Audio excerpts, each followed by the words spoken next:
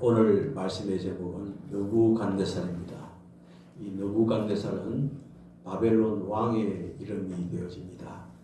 이것을 제대로 이해하기 위해서는 우리가 이스라엘의 역사에 대해서 알 필요가 있는데, 이스라엘은 이제 출애굽한 이후에 사사 시대를 거치고 나서 이제 그 이스라엘 땅에서 사울이 초대왕이 되어지고, 두 번째로는 다윗 왕이 그 뒤를 이어지고, 그 다음에 솔로몬이 그 왕을 3대 왕으로 이어졌습니다.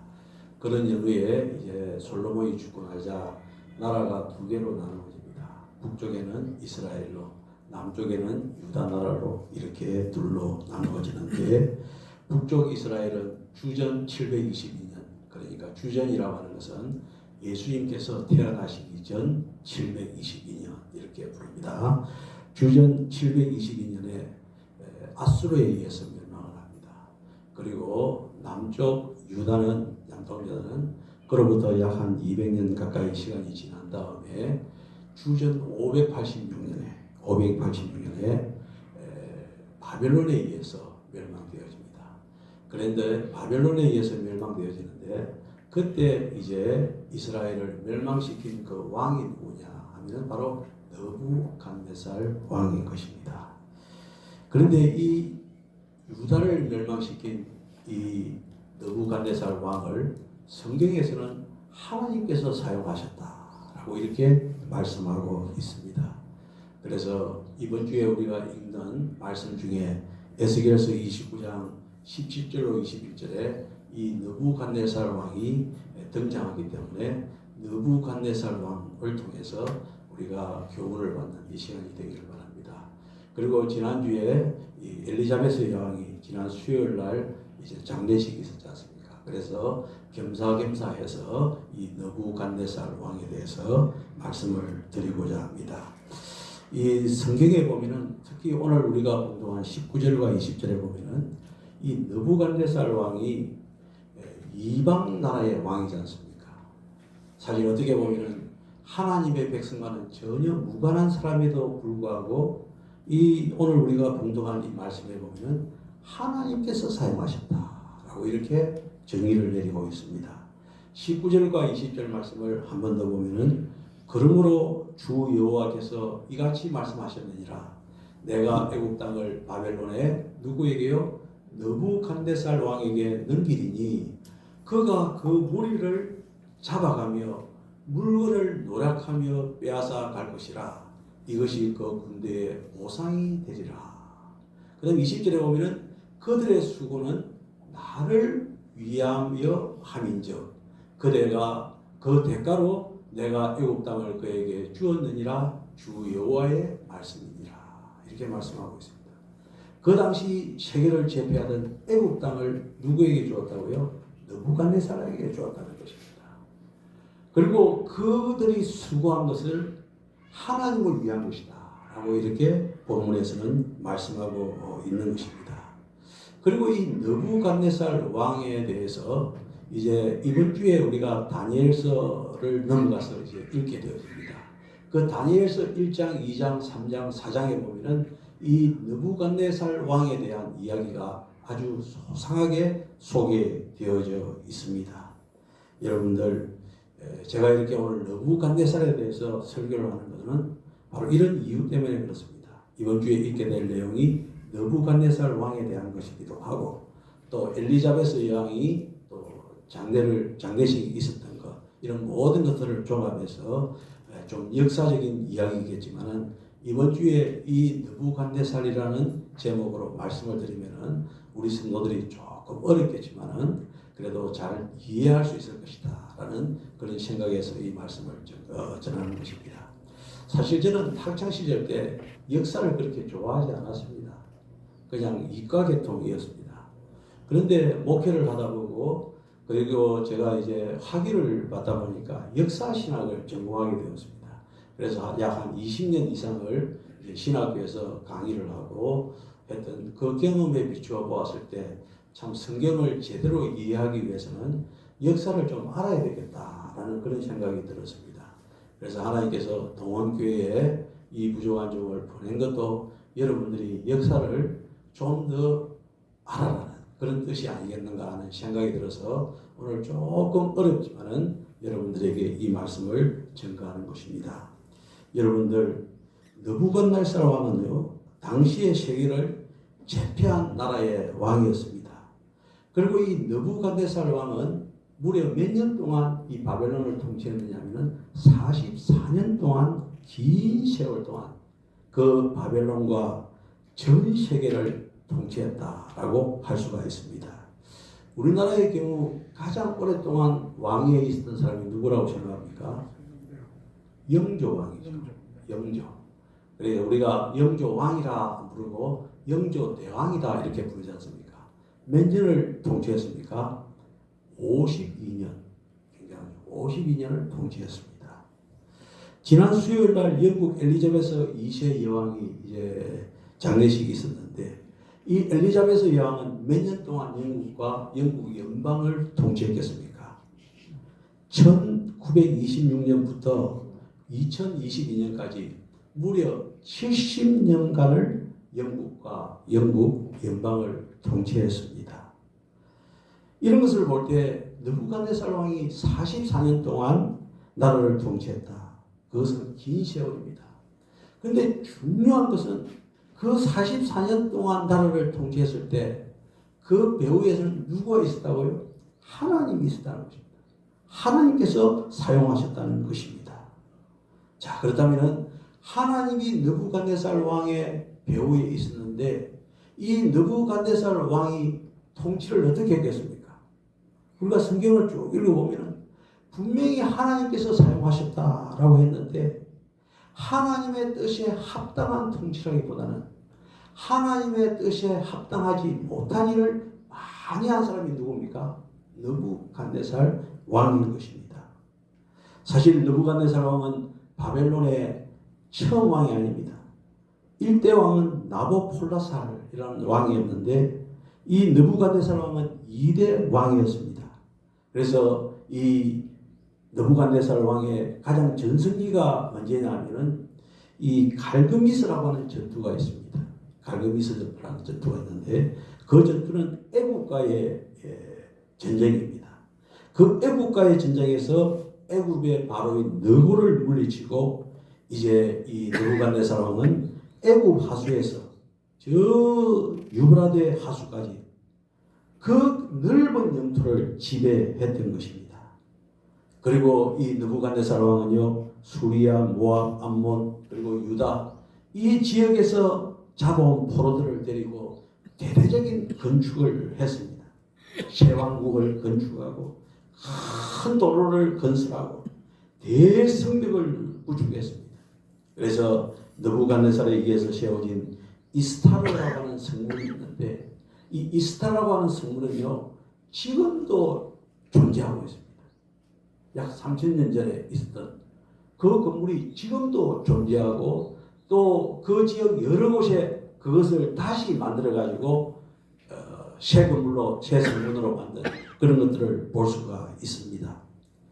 이것이 그 당시 이제 느부갓네살 왕이 행한 정책이었습니다.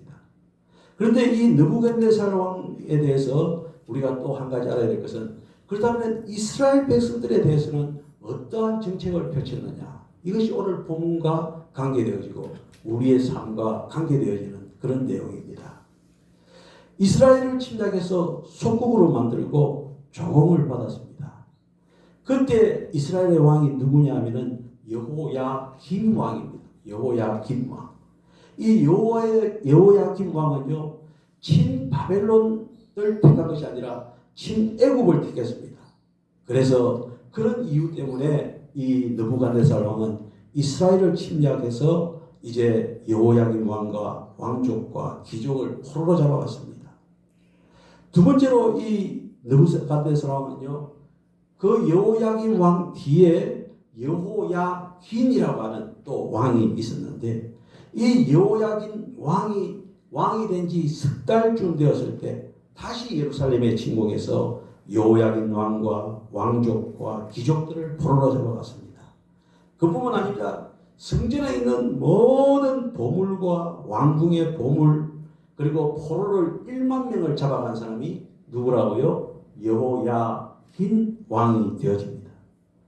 그리고 잡아가고서 이제 또 이스라엘의 유다의 왕을 세우는데 누구를 세우느냐 하면은 이 여호야긴 왕의 숙부가 되는 마따디아를 왕으로 세웁니다. 그 이름을 시드기야라고 그렇게 부르고 있죠.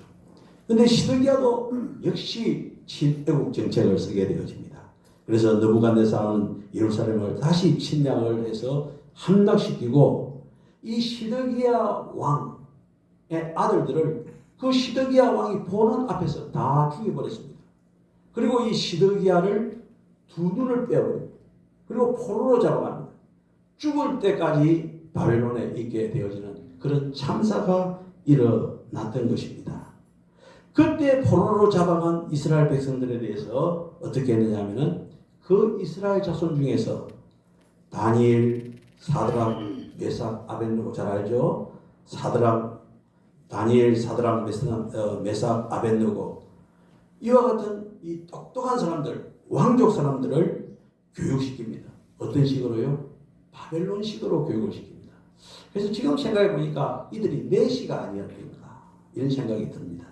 그래서 이 네 사람을 교육을 시켜가지고 이제 저들을 그 바벨론 왕궁에서 섬기게 했다는 것입니다. 그때 느부갓네살 왕이 꿈을 꿉니다. 그리고 그 꿈꾼 이야기를 말도 하지 않고 그 당시에 박수와 술객과 점장이와 술사들을 불러가지고 그 꿈을 알아보라고 합니다. 여러분 알 수 있겠습니까? 내가 어떤 꿈을 꾸었는데 이것이 무슨 뜻이 있느냐 이게 아니고 내가 무슨 꿈을 꾸었는지 알고 그걸 해석하라고 하니까 그걸 해석할 수가 있겠습니까? 전혀 해석할 수가 없는 것입니다.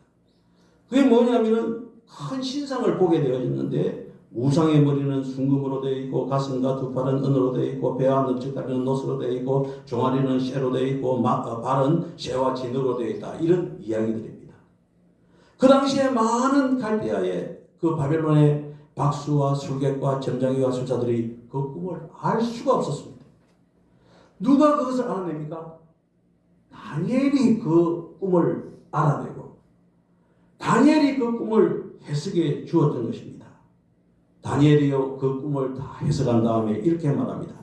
왕이여 왕은 여러 왕들 중에 왕이시라. 하늘의 하나님이 나라와 근세와 능력과 영광을 왕에게 주셨나이다 라는 이런 말을 합니다.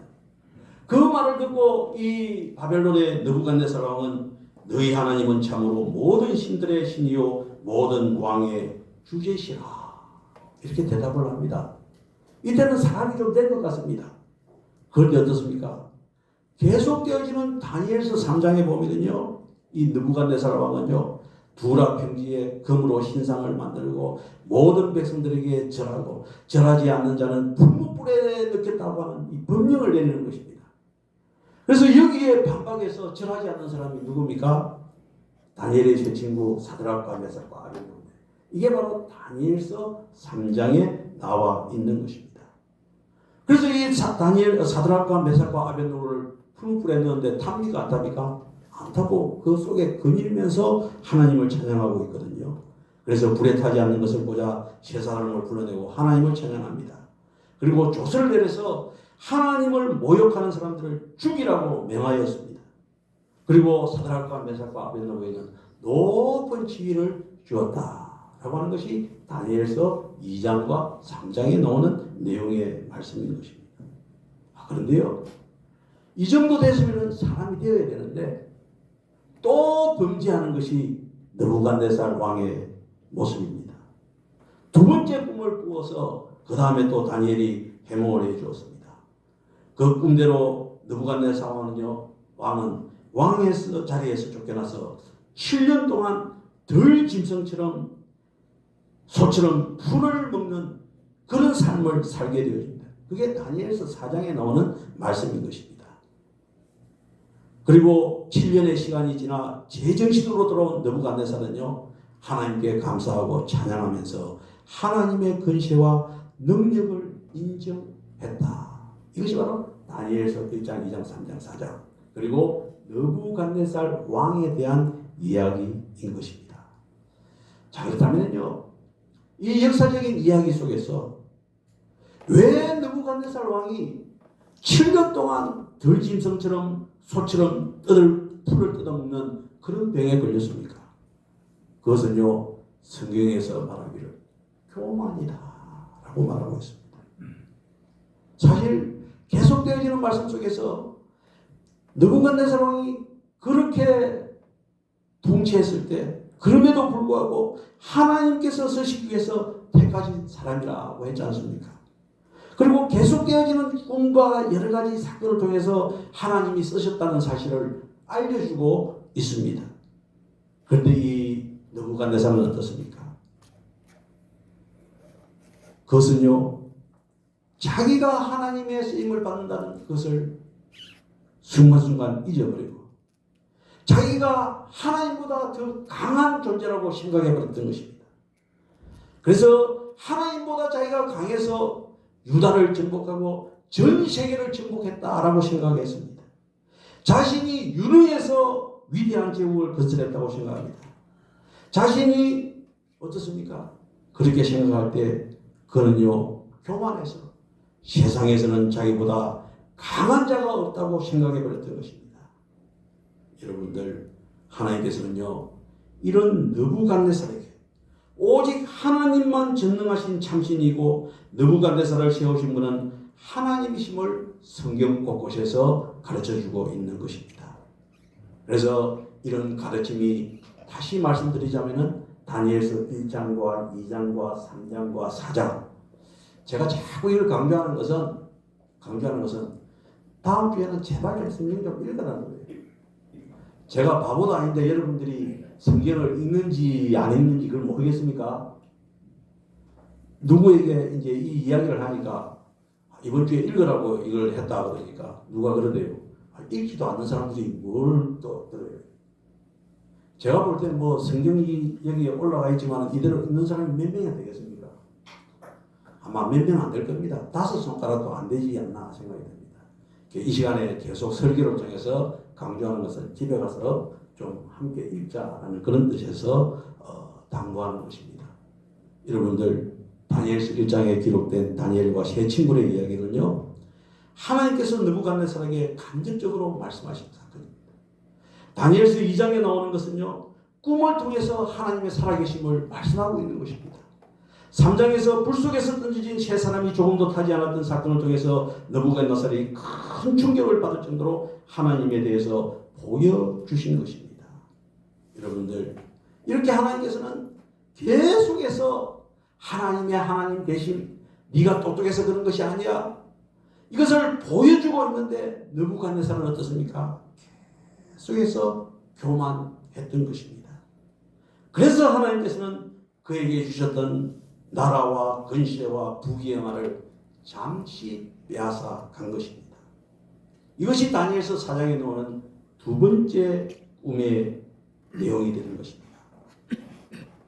그 꿈은요, 만일 느부갓네살이 겸손하게 하나님을 경외하지 않으면 왕자에서 쫓겨나 짐승처럼 될 것이다 라는 그런 내용입니다. 그런데 이런 하나님의 경고에도 불구하고 느부갓네살이 하나님 앞에 겸비해지지 않자 하나님께서는 꿈을 통해 경고하신 그 일들을 그대로 현실 속에서 이루어지게 했던 것입니다. 그는 왕자에서 쫓겨나서 짐승처럼 지냈던 것입니다. 그러다가 이제 7년이 지나고 나서 다시 왕위에 복귀시켰습니다. 그때부터는 이제 어떻습니까? 느부갓네살이 정신을 똑바로 차리고 하나님을 경외했던 것입니다. 그리고 온 나라에 조서를 내려서 하나님께서 행하신 일을 알리고 하나님을 찬양하는 일을 했던 것입니다. 여러분들, 제가 왜 오늘 이 말씀을 드립니까? 우리 역시도 변화되어야 된다는 것입니다.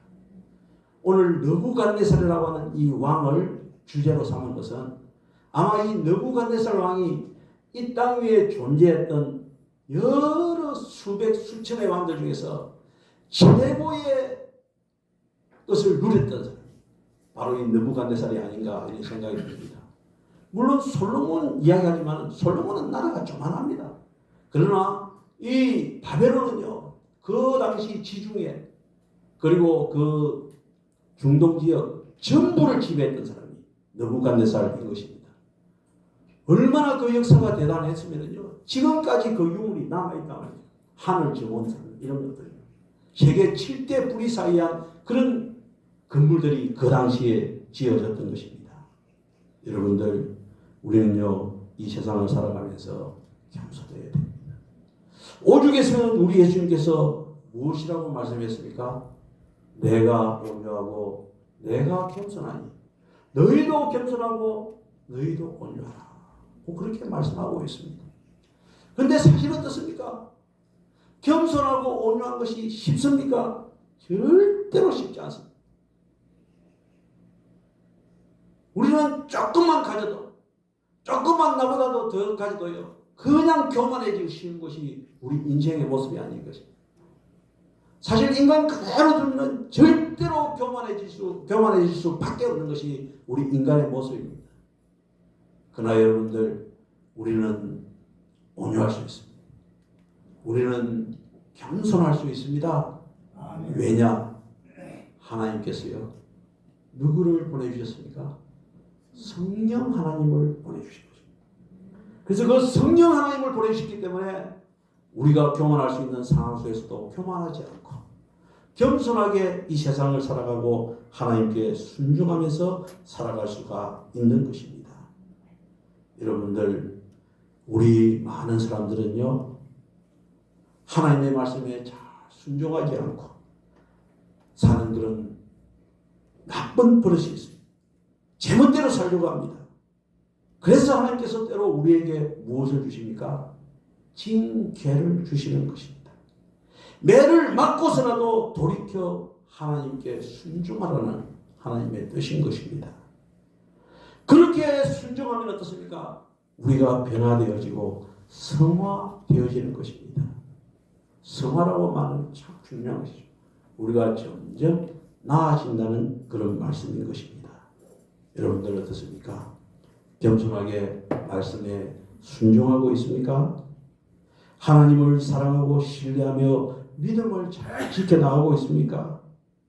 어떤 성도들은 말씀에 잘 순종하여 믿음이 견고해지고 성화되는 경우가 있습니다. 그러나 어떤 성도는 순종하지 않다가 하나님께 징계를 받으면 그때서야 순종하는 이런 사람들도 있습니다. 마치 매를 맞아야 말을 듣는 어린 아이들처럼 말입니다. 여러분들, 우리는요, 매 맞기 전에 순종하고 겸손하고 주님의 뜻에 나아가는 그런 삶을 살아야 되는 것입니다. 여러분들 어떻습니까? 우리는요, 오늘 말씀을 통해서 겸손하라, 세계 최고의 영화를 그렸던 그 느부갓네살 하나님께서 징계하시더라 이 말이죠. 그것도요, 7년 동안 왕이었던 사람이, 대제왕이었던 사람이 7년 동안 풀 속에 가서 풀을 뜯어먹고 살았다니까요. 그런 징계를 받고 나서야 비로소 하나님을 하나님으로 알게 되었던 것입니다. 그 경우는 틀리지만 우리에게도 여러 가지 상황 속에서 하나님께서 우리를 이끌어 주시기 위해서 우리 순간순간을 하나님께서는 주장해 주시고 인도해 주실 줄로 믿습니다. 제가 말씀을 늘 준비하고 강의하고 또 목회를 하는 가운데서 놀라운 사실은요, 우리는 이렇게 사람을 대할 때 대중을 이렇게 관계하면서 생활하지 않습니까? 물론 하나님께서는요, 온 우주 만물의 모든 것들을 다 다스리십니다. 그러나 그 하나님은 어떻습니까? 우리 한 명 한 명을 함께 하시고 인도하시고 지도하신다는 사실을 믿으시기를 바랍니다. 그게 놀라운 사실 아닙니까? 여러분들, 우주 만물, 오늘 새벽기도에도 말씀을 듣다시피 우리 지구, 그거는요 아주 티끌만큼도 못한 그런 위치에 있는 것이 이 지구입니다. 그 가운데 우리 한 사람은 어떻습니까? 참으로 보잘것없습니다. 근데 그 보잘것없는 존재 우리에게도 하나님께서는 개인적으로 함께 하신다는 것입니다. 놀라운 사실인 것입니다. 그래서 여러분들, 우리는요 참으로 하나님 뜻에 순종하고 큰 매 맞기 전에, 징계받기 전에 먼저 순종하고 나아가는 우리의 삶을 살아야 되지 않겠습니까? 여러분들, 목사는 죄 안 지을 거야. 목사 더 큰 데 짓습니다. 네. 제가 말이죠, 교회 일을 이렇게 하면서요, 어떨 때는요, 굉장히 기쁨으로 교회 일을 합니다. 하는데, 어떤 때는요, 한스럽도 없이 제 혼자서 뭐 다른 일 하고 있으면 내가 이 짓을 왜 하고 있어? 그것도 이 나이에, 제 나이가 몇 살입니까? 이 나이에, 옛날 같으면 고래장 당해야 될 그런 나이거든요. 이 나이에 내가 혼자서 이거 무슨 짓이지? 이런 생각이. 여러분들, 그 누가 심어주는 것입니까? 마귀가 심어주는. 그런데 그런 경우 별로 없습니다. 대부분은 그냥 감사하면서 나아가는데, 그게 하나님께서 저를 인도해 주신 것 아니겠습니까? 여러분들도 교회 일을 하실 때, 중성 봉사하실 때, 혼자 와서 하시더라도 저처럼 이런 생각 전혀 하지 마시기를 바랍니다. 아, 이 일을 위해서 하나님께서 나를 사용하시는구나 하면서 쓰레기 하나 줍는 거예요. 하나님께서 이 일을 하시는구나 해서 또 의자를 닦는 것입니다. 이게 하나님으로부터 복받을 일이 아니겠습니까? 여러분들, 우리는요, 항상 하나님의 용서와 자비와 회복의 은혜를 받아 누려야 되는 것입니다. 겸손하게 마음을 다해서 그 다음에 순종하는 우리의 삶이 되어야 될 것입니다. 이 느부갓네살에 대해서 제가 쭉 연구를 하는 가운데, 그렇다면 느부갓네살이 44년을 통치했는데 나머지 20년은 어떻게 했겠느냐? 잘 성경에는 안 나와 있지만 저 나름대로의 짐작은 나름대로 하나님을 잘 섬기는 그런 사람이 되지 않았겠느냐 하는 그런 생각을 해봅니다. 그러면 그 이유가 있어야 될 것 아닙니까? 그 이유가 어디에 있느냐 하면은 하나님의 사람인 다니엘을 참 잘 대우했겠다 하는 생각이 들어요. 왜냐하면요, 지금도 중동지에 가면은 다니엘의 묘가 있습니다.